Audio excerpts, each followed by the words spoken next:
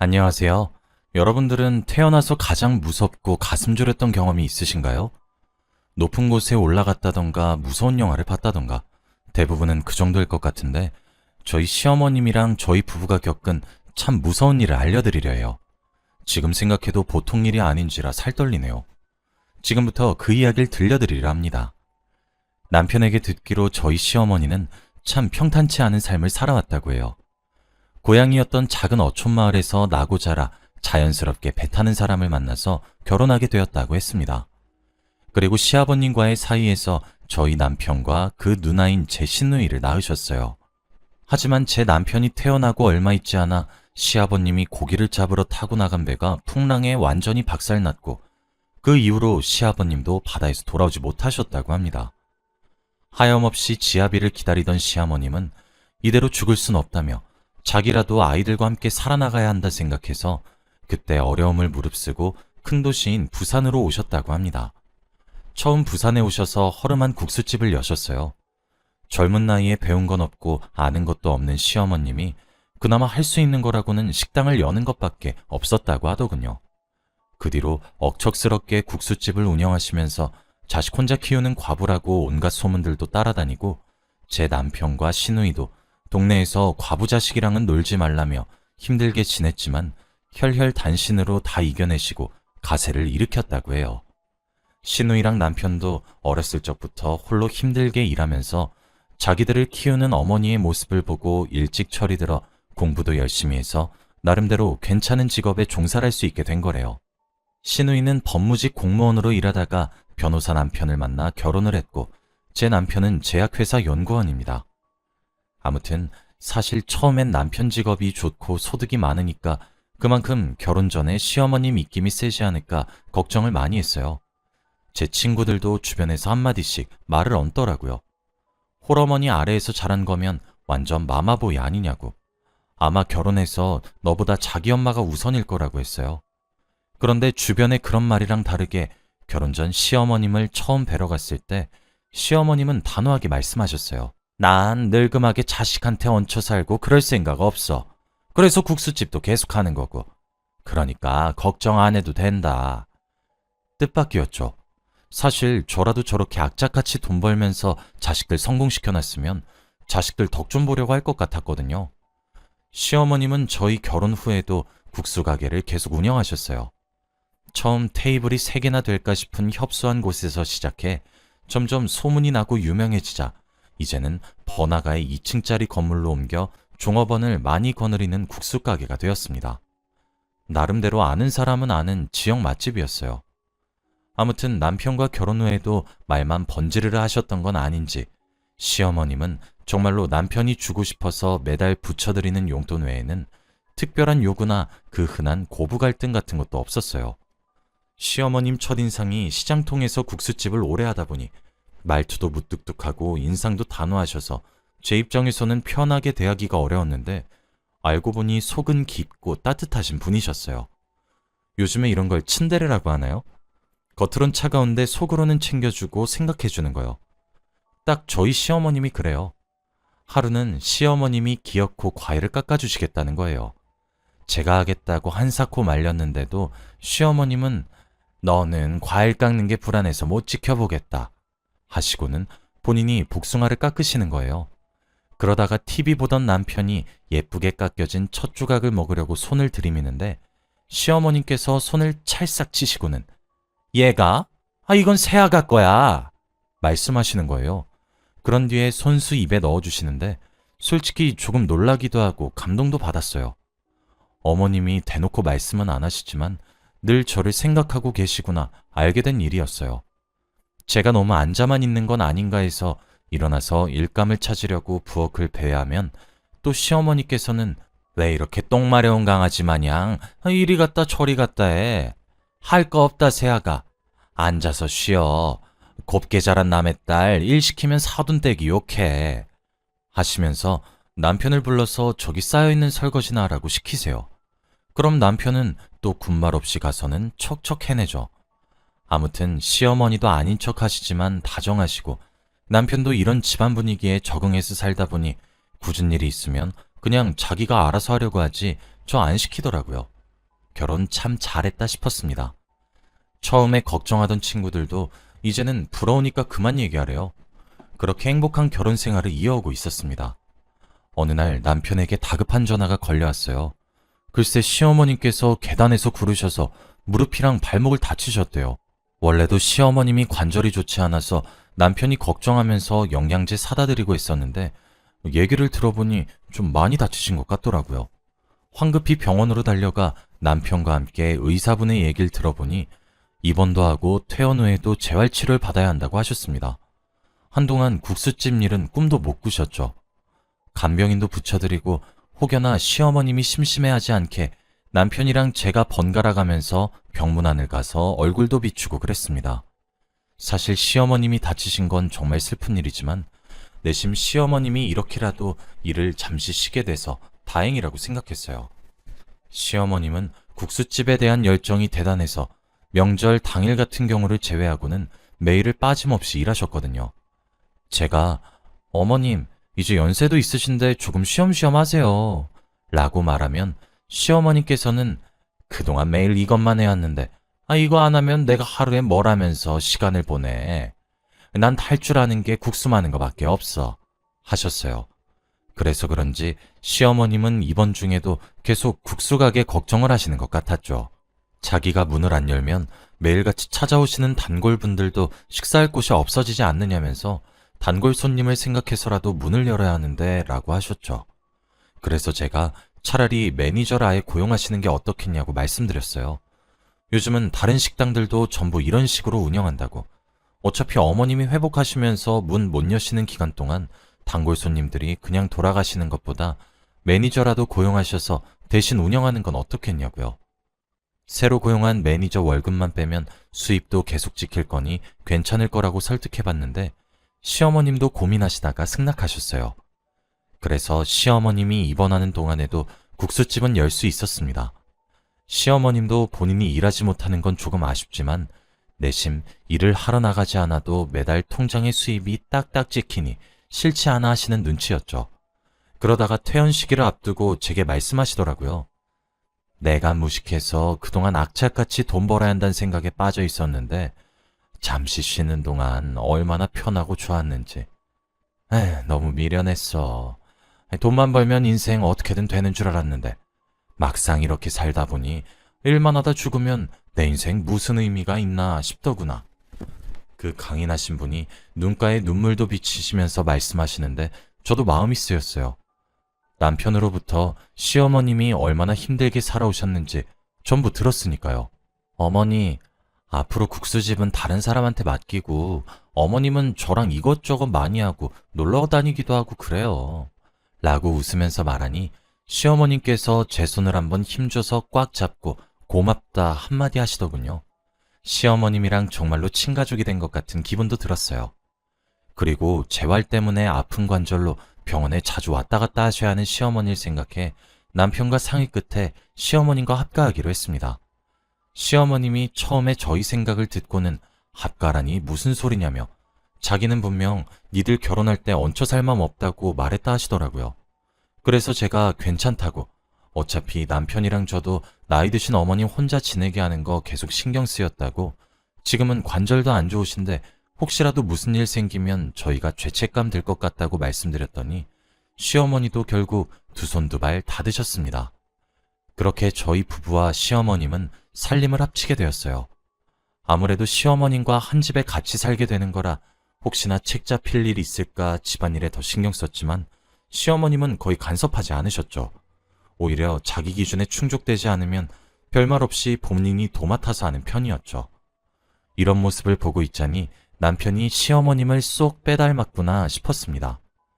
병원에서 하는 재활치료가 끝나고 시어머님이 집에 계시는 시간이 늘어나자 따로 말씀은 없으셨지만 심심해하시는 게 보이더라고요. 시어머님 모셔놓고 계속 TV만 보게 하는 것도 아니다 싶어서 시어머님께 수영센터 강습을 끊어드렸어요. 전에 퇴원할 때 의사분께서도 관절에는 수영이 좋다고 말씀하시던 게 기억이 나기도 했고 수영하시는 분들 중에는 시어머님 나이대인 사람들도 많으니 친구분들도 사귈 겸 어머니가 다시 활길 찾으셨으면 했거든요. 시어머님은 또 뭐 이런 걸 다 끝내면서 손살을 치셨지만 제가 수영복이랑 수모, 수경까지 새로 사다 드리고 하니 나름대로 좋아하시는 것 같았어요. 직장 때문에 제가 함께 다닐 수가 없어서 처음엔 시어머님을 혼자 보내고 혹시나 적응 못하실까 운동 배워보시는 거 처음이라 했는데 잘하실까 걱정했지만 막상 시어머님은 한번 다녀온 후로 물속에서 노는 거에 재미를 느끼셨는지 그 뒤로는 하루도 빠짐없이 수영을 배우러 다니시더라고요. 같이 강습받으시는 분들 중에 몇몇 분과 친해지기도 하신 건지 수영하고 함께 식사하고 올 거니 늦을 거라고 연락을 넣으시는 일도 잦아졌습니다. 어머니가 이제야 나름대로 인생을 즐기시며 사시는 것 같아 제가 다 기뻤죠. 언젠가부터는 시어머님이 방에서 화기애애한 목소리로 누군가랑 오랫동안 통화하시는 거예요. 아무리 친한 친구여도 저렇게 밝은 목소리는 분명 이성이다. 촉이 왔어요. 혹시 시어머님께 남자라도 생긴 건가 싶었죠. 제가 통화 중에 방문을 열고 들어가면 후다닥 전화를 끊고 당황하시는 게 눈에 보였거든요. 그러다 하루는 시어머님과 오랜만에 장을 보러 갔는데 저 멀리서 걸어오는 어떤 중년 남성분이 시어머님께 인사하시는 거예요. 시어머님이 화들짝 놀라서 조심스럽게 인사하는 걸 보고 아, 저분이구나 싶었습니다. 생각보다 젊어 보이기도 했고 옷도 멀끔하게 잘 차려입으신 걸 봐서 그런지 시어머님이 좋아하실 만하다 생각했어요. 그분이 가시고 제가 슬쩍 말했어요. 어머니, 저분이에요? 아니, 뭐가? 요즘 계속 통화하시는 분이요. 그런 셈이지. 어머님이 무슨 사춘기 소녀 마냥 얼굴이 붉어지시서는 아닌 척 하는데 너무 귀여우시더라고요. 그래서 또 제가 인상도 좋으시고 어머님이랑도 잘 어울리시는 것 같아요. 하니 시어머니는 당황하셔서 제게 얘는 무슨 말을 그렇게 해? 하시면서 창피하신지 저를 두고 급하게 마트 안으로 들어가 버리시더라고요. 그런 일이 무색하게 시어머님은 이미 들킨 거 숨겨봤자 소용없다 싶었는지 그 후론 그냥 대놓고 말씀하셨어요. 사실은 서로 좋은 감정을 가지고 조금씩 만나보고 있다고요. 이게 무슨 주책이냐며 너희한테 부끄럽다 하시는데 제가 아니라고 어머님 이렇게 온전하게 자기 삶 즐기는 거 보니 좋다고 안심시켜드렸습니다. 그렇게 무뚝뚝 하시던 어머님도 사랑을 하시니 자기도 모르게 콧노래를 부르기도 하시고 아이처럼 해맑게 웃으시는 일도 잦아지셨죠. 저는 그분이 어머님이랑 만나면서 어머니께 좋은 영향을 미치고 있구나. 어머님도 전보다 더 행복해지셔서 다행이다 생각했습니다. 그렇게 시간이 지나고 어느 날 시어머님께서 저녁 식사 자리에서 폭탄 선언을 하셨어요. 얘들아, 나 그 사람이랑 함께 살련다. 평온하게 밥 먹던 저랑 남편은 깜짝 놀랐죠. 만남을 이어가시는 건 좋았지만 아예 살림을 합치실 거라고는 생각도 못했거든요.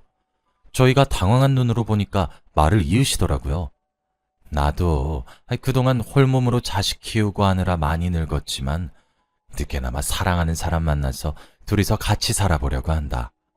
나도 마지막에는 나 원하는 대로 좀 살고 싶구나.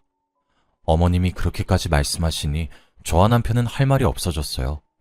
그날 밤 남편이랑 얘기를 해보니 남편도 무작정 반대하는 건 아니더라고요. 시어머님을 걱정하는 마음이 크다 보니 솔직히 불안하다고요. 그래서 자기도 직접 만나봐야겠다 싶어서 식사 자리를 마련했어요. 이런저런 얘기를 나누다 알게 된 사실인데 알고 보니 그분은 시어머님보다 15살 어리시더라고요. 젊어 보인 게 단순히 그런 게 아니라 그냥 진짜로 젊은 편이셨던 거예요. 아내와는 사별한 지 오래됐고 자식도 없이 그 후로 저희 어머님처럼 쭉 혼자 사셨대요. 말씀을 오래 나누다 보니 정말 좋으신 분인 게 느껴졌어요. 가슴속 깊이 저희 시어머님을 많이 사랑하고 아끼고 계시구나 다 느껴질 정도였죠. 남편도 똑같이 느꼈나 봐요. 식사 자리가 파하고 저에게 슬며시 말하더라고요. 두 분이 서로 저렇게 좋아하시는 거면 아무리 자식이어도 반대할 자격은 없을 것 같아 하고요. 그렇게 시어머님과 그분은 따로 살림을 차리게 되었습니다. 시어머님이 계시다가 사라졌다고 어쩐지 집안이 또 쓸쓸해 보였어요. 그래도 두 분이서 서로 잘 살길 바라는 마음이 더 컸습니다. 가끔씩 보고 싶을 때면 연락이나 전화도 했고 그때쯤 저랑 남편도 직장 때문에 바빠져서 이리저리 정신 없었습니다. 무소식이 희소식이겠거니 했습니다. 시어머님도 원래 성격은 무뚝뚝하시다 보니 저희가 먼저 연락하는 게 아니면 먼저 연락을 거시지 않으셨어요. 게다가 사소한 걸로 연락하면 통신비 아깝게 왜 쓸데없는 걸로 전화라냐 하셨기 때문에 저희는 별로 신경 쓰지 않았습니다. 그렇게 한 달쯤 지났을까요? 늦은 새벽이었어요. 잠들어 있었는데 누가 저희 집 현관문을 미친 듯이 두드리는 거예요. 이 시간에 올 사람이 없는데 대체 어떤 놈인가 싶기도 하고 세상에 별일이 다 있다는데 무섭기도 해서 남편이 한 손에 골프채를 들고 나가보니 시어머님이 아니겠어요?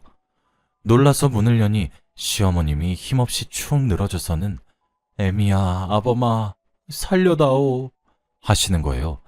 딱 보니 상태가 안 좋으신 것 같았어요. 저랑 남편 둘 다 이 새벽에 오셔서는 왜 저러시나 많이 놀랐죠. 시간이 지나 어머님이 진정하시고 저희에게 그동안의 일을 털어놓으셨습니다. 알고 보니 시어머님과 결혼하신 그분은 조폭이었대요. 처음부터 어머님이 갖고 계신 재산이랑 부동산을 노리고 계획적으로 접근한 거였고 결혼 후에 자기 조직의 형님이고 동생까지 다 불러들여서 시어머님을 협박해 부동산이랑 시어머님 가게를 담보로 잡아 돈을 끌어모았대요.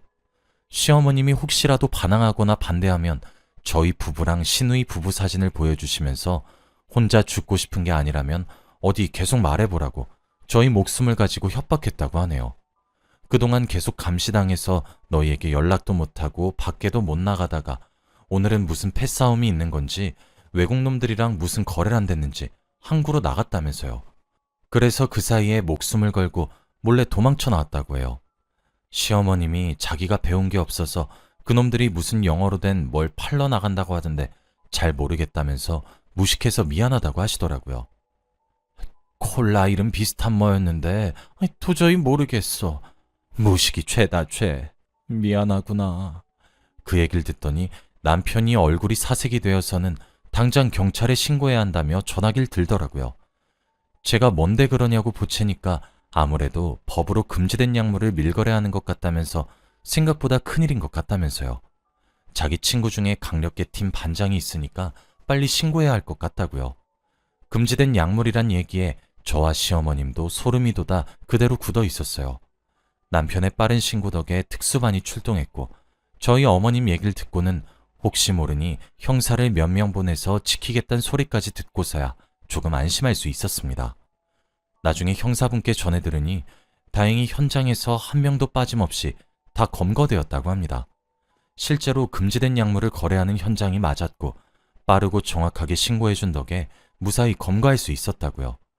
보통 중죄가 아닌데다가 다들 조직폭력배라 초범이 아니라 그런지 감옥에서 오래오래 썩다가 나올 거니 걱정 말라고 해주셨어요. 시어머님은 그 소리를 듣고 나서야 이제야 마음이 편해졌다는 듯 작게 한숨을 내쉬셨습니다. 그리고 우시면서 말씀하시더라고요. 내가 참 주책이었어. 이렇게 가슴 떨리는 게 언젠가 싶어서 나도 모르게 빠져들었는데 그런 놈이었을 줄이야. 얘들아, 너희에게도 쓸데없이 걱정 끼쳐서 미안하구나. 어머니야말로 협박당하시고 많이 무서우셨을 텐데 시어머님이 자책하시는 걸 보니 제 마음이 더 아파왔어요. 아니라고 시어머님 덕에 그런 놈들도 잡고 경찰분들은 고마워하신다고 비록 상처 입으셨지만 저희랑 즐겁게 여생 보내면서 지워가면 된다고 두 손 꼭 잡아드리며 말씀하시니 저를 안고 엉엉 우셨습니다. 시간이 지나 시어머님은 예전처럼 활기를 되찾으셨어요. 저랑 맛있는 것도 먹으러 다니고 공기 좋은 곳에 바람 쐬러 가볍게 여행도 다녀오고 그렇게 마음 편히 인생 즐기면서 사세요. 상처는 누구나 입지만 어떻게 하느냐에 따라서 빨리 낫기도 곪기도 하는 것 같아요. 시어머님은 빠르게 회복하시고 훌훌 털어내셔서 다행입니다.